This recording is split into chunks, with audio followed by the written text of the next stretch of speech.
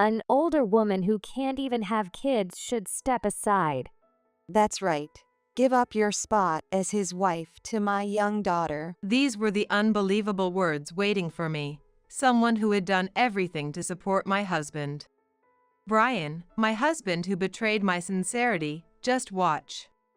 You'll pay for this, one way or another. I'm Erica, a 32-year-old office worker.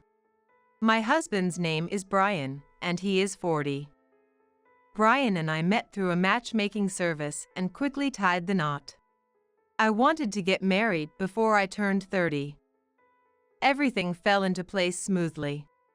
From our first meeting to dating, Brian was so gentlemanly that I couldn't believe he had ever used that service. I thought I was lucky to meet such a great guy and get married. However, after starting our married life, I came to fully understand why he had remained single until 40. Erica, there's still dust here. And make sure there are no water spots in the shower room, got it? Brian is calling out to me again today. Did you seal the vegetable peels and leftovers before tossing them? Bugs show up if you don't.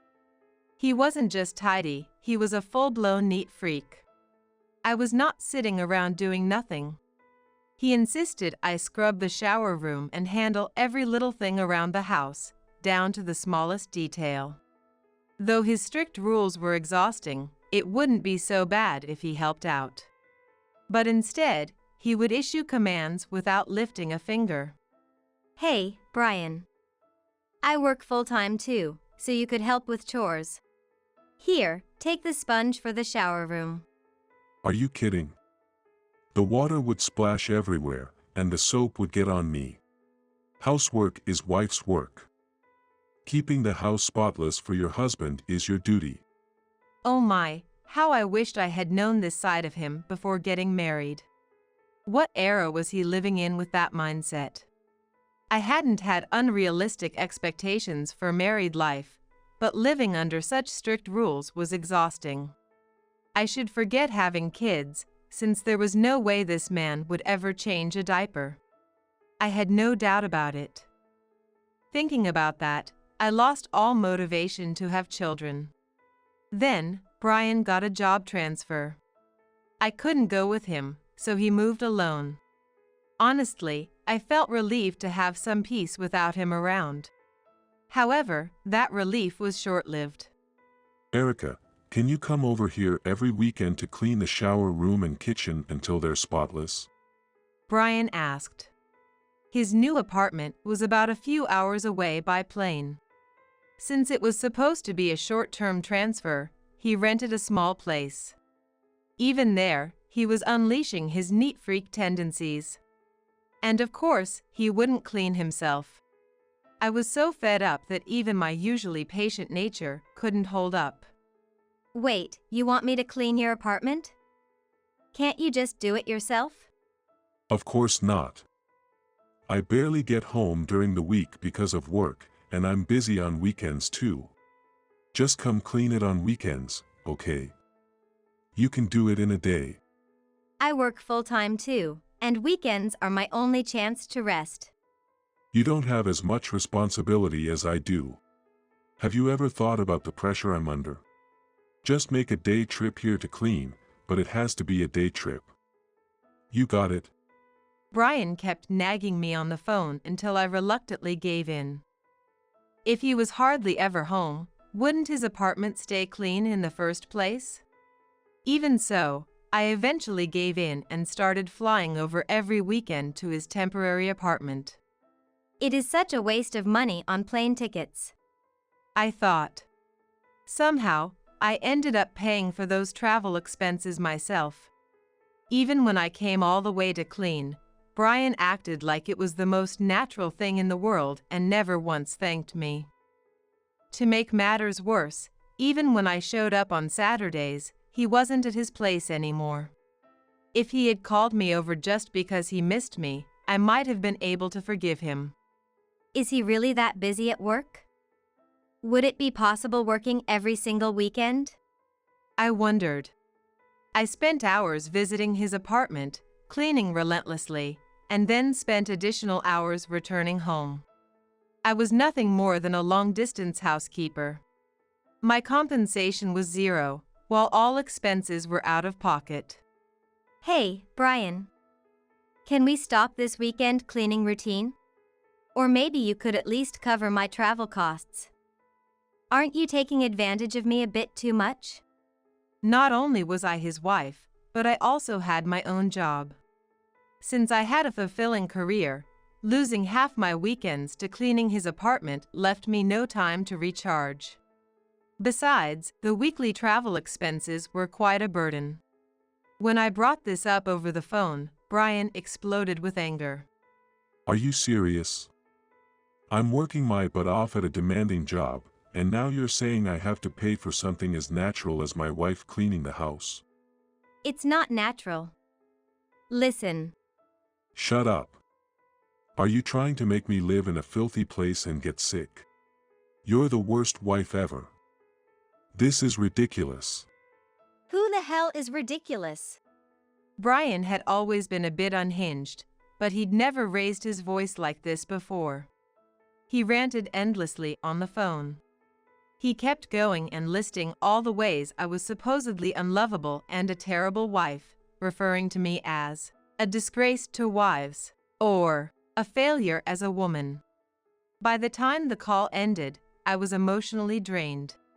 It was as if my soul had left my body and was watching the scene from above. That was how much his words shook me. Why does he expect even more from me when I'm already pushing myself this hard? I thought. I was devastated by how much he had changed since we got married, especially since his transfer. In the end, I gave in to his anger and continued to travel to his place as his unpaid housekeeper for 3 months. By then, I had started dreading weekends. One day, just as I was feeling completely worn out, I received a call on my phone. The number was from a landline I didn't recognize, so I nervously answered. It was the hospital. They informed me that Brian had been rushed to the ER.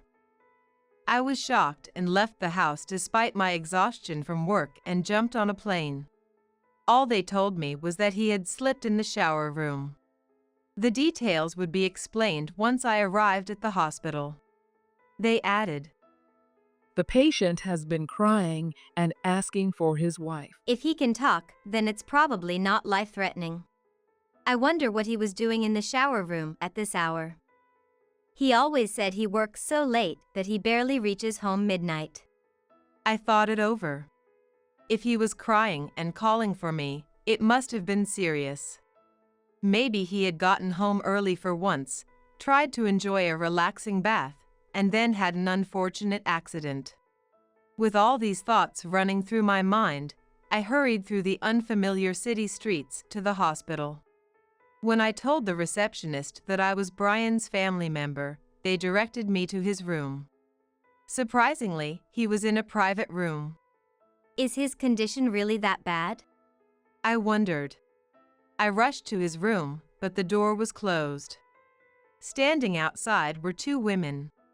One was flashy and younger, the other was older, both looking irritated. Excuse me, I'm Brian's wife. May I ask your name? I approached cautiously, wary of these 2 who were blocking the door. Then, the younger woman, reeking of perfume, glared at me. So you're Brian's wife. How dare you show up here like this? And in such a plain outfit, no less. She flipped her brightly dyed, curly hair dramatically. How dare I showed up there? In a plain outfit? No, that was not the part. I should be questioning. Who on earth were you 2, anyway? This is my daughter, Yvette. She is the real Brian's wife. Or so she will be soon. Before I could process what they were saying, I was stunned by that shrill voice. We were in the hospital, where we were supposed to keep quiet. Well, that was not the issue. I finally registered what the older woman had just shouted loudly. Wait, what are you talking about? I'm Brian's wife. While I stood there, utterly confused, Yvette smirked and placed her hand over her belly, which was covered by a shocking pink tight dress. It's annoying to tell you before Brian, but whatever. I'm pregnant. With Brian's child, of course. Are you kidding me? Her mother laughed heartily at my shocked reaction. Of course, you're stunned. You're in your 30s now, right? Meanwhile, my Yvette is a vibrant 25. Naturally, Brian would want a young woman to have his child. Exactly. So just give up and let me take over as his wife. Brian is my husband now and this baby's father. You don't have a place in his life anymore. This flashy woman, whom I'd just met, was claiming to be pregnant with my husband's child. Not only that, but she was boldly declaring that Brian was hers. The absurdity of the situation made me calmer. Actually, I felt like that was the calmest I had been since getting married. Finally, I turned to face Yvette and her mother. I see. I understand your relationship with Brian. So, how exactly did you two meet? I'm the receptionist at his office. It's a prestigious job, you know. Only beautiful women are selected for it. That's such an outdated mindset. Yvette seemed quite proud of her job. When I commented on how outdated it sounded, she visibly bristled and raised her voice in irritation. You're the outdated one. Look at you. You're scruffy, plain, and unkempt. You've completely failed as a woman. Brian even told me that you're only good for cleaning. Only good for cleaning.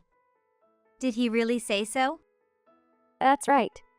While you were busy scrubbing his apartment, Brian and I were enjoying luxurious weekends at 5-star hotels. I mean, every weekend. Look, here's a picture of us. Don't we look in love? Yvette shoved her phone in my face to show me a photo. She and Brian were in the bed, both smiling.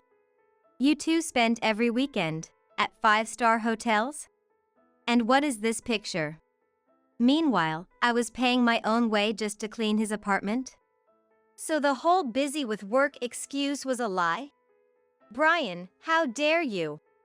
I was trembling with rage. Yvette and her mother exchanged smug looks as if they had already won. See? This is the difference between a woman who's truly loved and one who's only seen as a housekeeper. At least now you've realized how little you're worth. Exactly. My sweet Yvette is better in every way. So hurry up and divorce him right away. Step aside. Not only had Brian betrayed me, but now these two women were mocking me for not having realized it sooner. I couldn't forgive neither the husband who couldn't honor the sacred contract of marriage nor the woman with no morals who stole someone else's husband. All my past frustrations had piled up and my anger had reached its peak. Fueled by a new wave of anger, I stared directly at Yvette and her mother. Fine. I don't need a husband who would betray his family. You're welcome to take him, Yvette, with my compliments. What's that supposed to mean? You're just bitter, aren't you? Brian told me that you're impossible to live with, and that I'm his only source of comfort. Even after I willingly gave up my unfaithful husband, Yvette still felt the need to one-up me. Something inside me snapped. Brian, I'm coming in. Let's get this divorce started. I threw open the door to his hospital room, only to find him cowering and trembling under the blanket. Had he been listening to everything? Even if he had, this level of cowardice was just pathetic. Stop hiding. It's pointless now. I yanked the blanket off him, and he curled up, looking up at me with puppy dog eyes. It's disgusting for a grown man to act cute after betraying his wife. Erica, why are you being so cold to me? Look, I've got a bump on my head. Don't you feel sorry for me? A bump on your head? Do you want a few more to match? Even then, he had the audacity to act pitiful. He was quaking like a leaf after having always acted so high and mighty. Tomorrow, I'm supposed to get a CT scan of my brain. Look, I'm even wearing this shabby hospital gown. Don't you feel sorry for me? Could you stop being so harsh? As I was about to sigh at his pitiful excuse, Yvette and her mother pushed past me into the hospital room and grabbed Brian's hand. You poor thing, Brian. Don't worry. I'll take care of you and nurse you back to health. What a devoted daughter. Even I can't help but admire her. Yvette and her mother were tearing up. What kind of melodrama was this? To them, this hospital room must be the stage for a heroic rescue, where they snatch the prince back from the clutches of an evil queen. If I left it unchecked, I was afraid this would turn into a full-blown musical. However, instead of the prince joining their song, the scene suddenly changed. Brian turned pale, pushed Yvette's hand away, and shouted, Stay away from me. Don't even touch me. The prince, or rather, Brian, scrambled to escape from Yvette. He grabbed a disinfectant wipe from his belongings and furiously scrubbed the hand she had touched. Brian, what's wrong? Why aren't you saying, Yvette, you're so cute, I'm so happy to see you, like usual? Let's hug. I was so worried about you. There's no way I can do that. Stay away from me. Erica, get these people out of here. Brian's face twisted in fear. The musical had instantly turned into a horror film. Even I was startled by this sudden shift. Yvette's mother was the same. What do you mean, get them out? Yvette here claims she's pregnant with your child, as a result of your betrayal. I'll divorce you, so feel free to build your happy family with her. I spoke calmly, but surprisingly, despair spread across Brian's face. Pregnant? No, that can't be true. It's not my child, is it? You must have been with other men too, right? Please, tell me it's not mine. We were still in a hospital, after all. Before I could tell him to keep it down, Yvette let out an even louder shriek and began to cry. How could you say that? What kind of woman do you think I am? I even invited you to my house today instead of our usual hotel to announce my pregnancy and discuss marriage. Yvette is a faithful girl. I just met you today, Brian, but if my daughter chose you, I was willing to approve your marriage after you finalized your divorce. Your wife has already agreed to step aside, so relax and come to me. Leave behind your dull life with that old woman and start a new one with someone young and beautiful like me. That's right, Brian. And don't forget, Yvette is carrying your baby. Your old wife was too aged to give it to you. Isn't this the best news ever? Their ridiculous claims came one after another, as if they were trying to outdo each other. And Brian, who didn't even bother defending me, made me so angry I was beyond words. Brian, I've had enough. I feel sick just listening to strangers I met today insult me like this. Not to mention how you have been treating me like a housekeeper. Let's divorce immediately so I can cut ties with these people.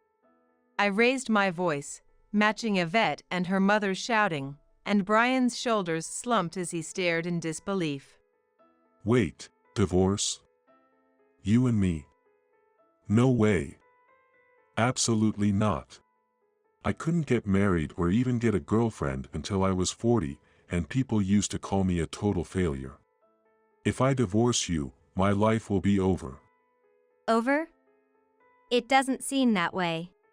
You've got your next wife lined up already. While I was scrubbing your apartment, you were enjoying 5-star hotels with a younger woman.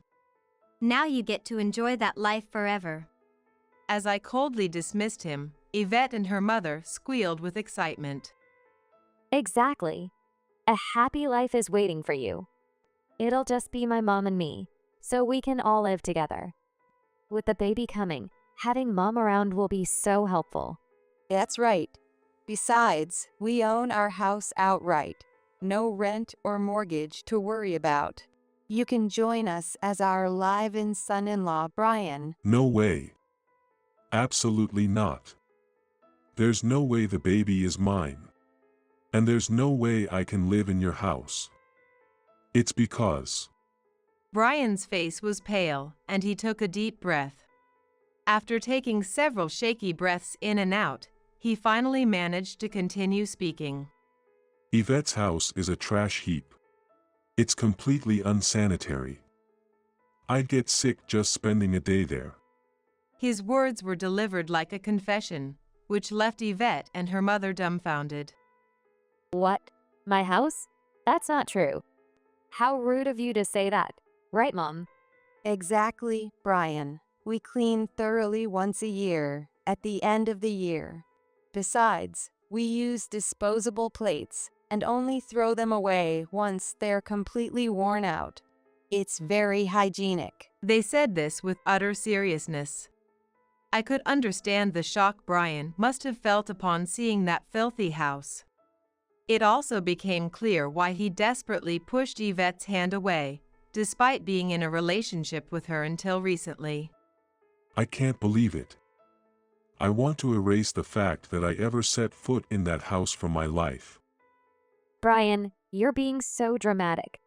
My mom and I live perfectly normal lives. You'll get used to it eventually. Get used to it? Never. Erica, listen to me. While I was eating at Yvette's house, she spilled beer all over me, and I had to take a shower. Can you guess what I found in her shower room? I wasn't interested and didn't want to know either. However, Brian still reached me out desperately and kept talking with tears in his eyes. It was one of those things that start with a C. It wasn't just one. How long do you have to neglect a place for that to happen? The shower room should be the cleanest part of the house. See? What do you mean? Oh, a cockroach. Don't say it. It's disgusting. Before I could finish, Brian cut me off, shouting. I almost rolled my eyes, but then remembered how terrified he was of bugs. That memory made me chuckle a little. I recalled one of our early dates at an outdoor cafe. When he saw a slightly larger spider on the table, he screamed like a banshee and begged me to save him. Back then, I brushed it off as a cute quirk, due to my desperation to see everything positively and get married. However, even that memory annoyed me. I was so freaked out by them that I slipped in the shower room, hit my head, and ended up here. I'm never setting foot in that horror house again. Brian's trembling declaration prompted Yvette to snap. A horror house? How rude you are. Besides, I only take a shower about twice a week, so there's no point in cleaning it more than that, right? Twice a week? Yvette, that's not good for your health. I thought it wasn't my place to say anything, but I couldn't help chiming in. Good for my health? I've been doing this my whole life, and am perfectly fine. It's dumb to waste time and money taking a shower every day, bounded by common sense. Yvette said so proudly, exchanging smug smiles with her mother. There really are people like that. All dolled up on the outside, but skipping basic hygiene. Even Brian wasn't immune to cringing at this point. On the contrary, Yvette was unfazed. She twirled her hair around her finger and pouted. If I take a shower every day, my perfectly styled curls would get ruined. And shampooing too often would take away the natural shine. Why would anyone take a shower daily? Natural shine? That's just grease. I was already exhausted from responding to this nonsense. Yet, Brian, who was the very person responsible for dragging me into dealing with someone like this, was sitting there, acting like the tragic hero, and even covering his face. I can't stand it. Just imagining having been intimate with someone so filthy makes me puke. Honestly, shouldn't the smell have tipped you off by now? Yvette always smelled like perfume, sharp, but I thought expensive perfumes were supposed to be that way. And I just assumed all receptionists were clean. I finally thought I had entered my prime, dating a young woman I could brag about. Completely losing his composure, he started rambling about things better left unsaid to me. It's humiliating. Paying to join a matchmaking service just to get married was bad enough. Most of my friends met their wives naturally. Why did I have to settle for a woman from that service? Oh, is that so? Well, I won't hold back anymore. We're getting divorced immediately. You can pack up your things and leave my house right away. And I'm charging you for all the plane fares I had to cover for your mess. It was Brian who reacted to my words first as he realized how much it would cost him. He jumped out of bed and clung to me in panic. No. Erica, that's not what I meant. I've decided to cut ties with Yvette ever since I saw her house. You're the only one for me now. Please don't make me a divorce. Oh, you should be grateful I even got married to you in the first place. I brushed him off coldly and ignored his tearful gaze. I wasn't going to fall for his act. After everything like his arrogance or treating me as free housekeeper, I couldn't forgive him. Brian, I don't care if you're divorced. Even if you have multiple ex-wives, you're still the father of this baby. Yvette still looked happy and touched Brian's back while rubbing her belly. Stay away. He screamed and leapt back. I didn't know Yvette was pregnant. And it's not my child. Erica, I love the clean kitchen and shower room you always clean. They're mold resistant and the shower is spotless. I wouldn't want to be liked just for that. Before I could reply, Yvette's shrill voice cut in. Enough. I'm pregnant with your child. How dare you treat me like this? You should cherish me, worship me. There's no way I can stay with a filthy woman and shoulder the costs of raising a child. That can't be covered by your youth alone. The two guys finally turned on each other, hurling insults back and forth. What? As the father, it's only natural that you pay the child rearing costs. Are you kidding me? Can you imagine how much does it cost just to raise one child? I'm talking about food, clothing, education, healthcare, and countless other expenses.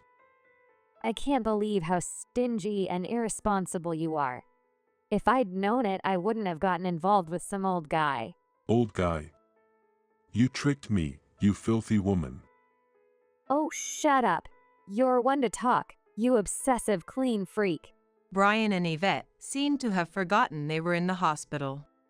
Meanwhile, Yvette's mother was sobbing, saying things like, It's so unfair for Yvette to be treated like this before they're even married. My ears couldn't take any more of their disgusting bickering. I didn't want to listen or let alone be involved with these people anymore. I needed to go home and find some peace. I'm tired.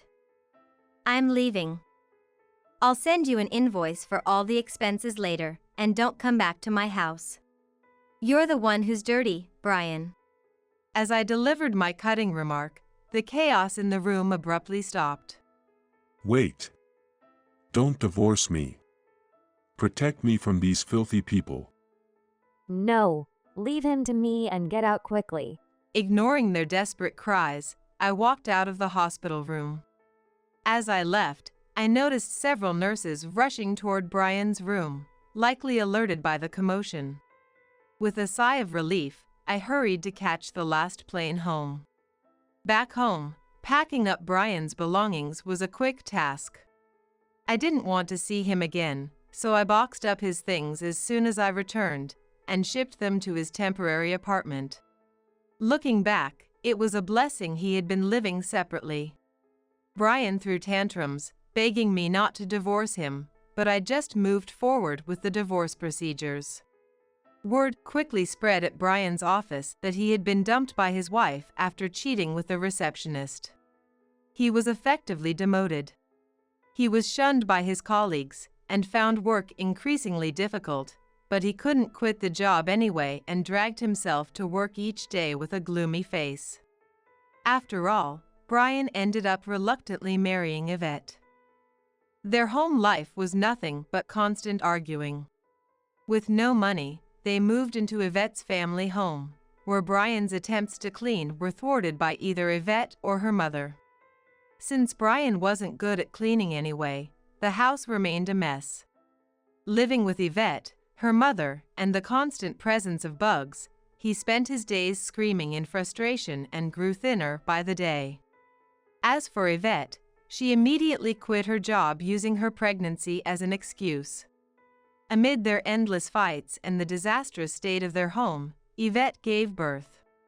However, her arguments with Brian even escalated after that.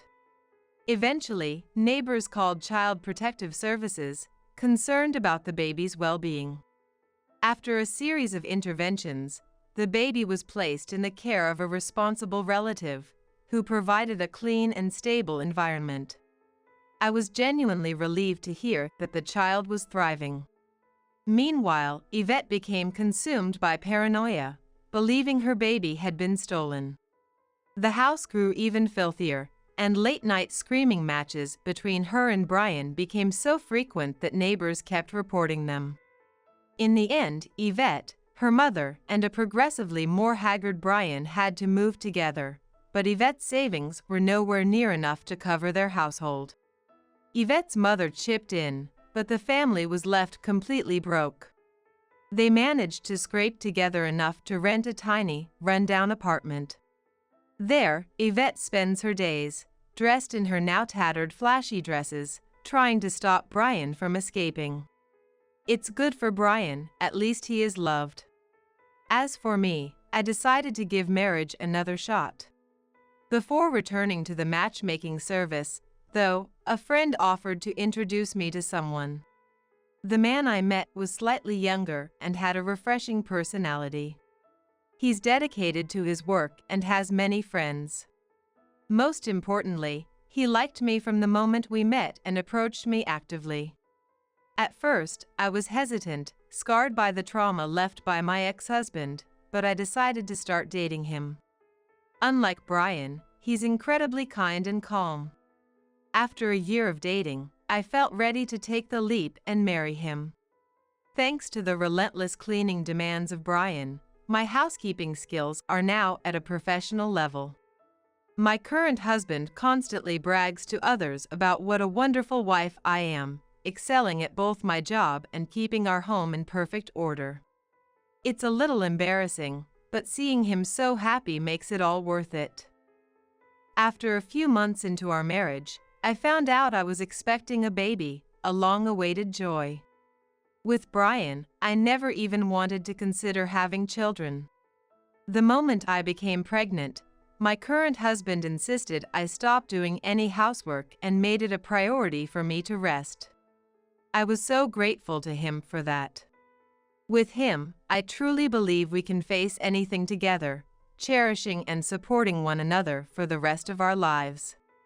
If anything, my past experiences taught me how to recognize a good man when I meet one, and I can fully appreciate how amazing my current husband is. People often say no time in life is wasted, and I find myself believing that more and more each day.